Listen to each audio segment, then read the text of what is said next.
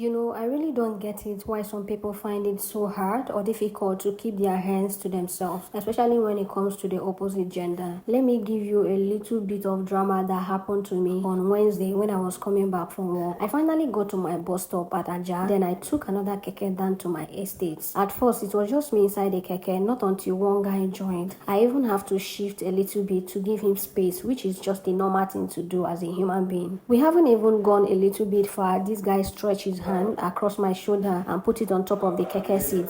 Everybody does that. You can stretch your hands across the keke seat, which is fine, no problem.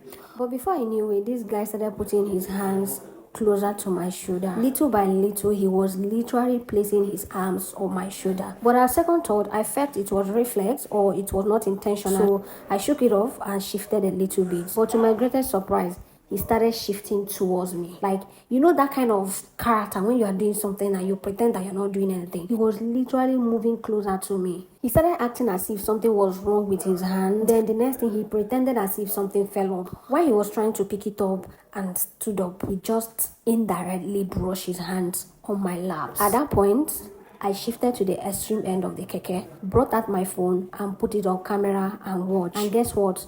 He still continued. That was when I looked him dead in the eyes and said, "You're supposed to be somebody's father. Why can't you keep your hands to yourself? Like, why? Try that rubbish again and I will forget my hand on your face. Like, I go give you slap. I not send." Honestly, I was so pissed, but at the same time, I was scared. Like, how are people this bold with nonsense in public? I don't even know what to say. And with that being said, just use your eye and eat the food. Bye-bye.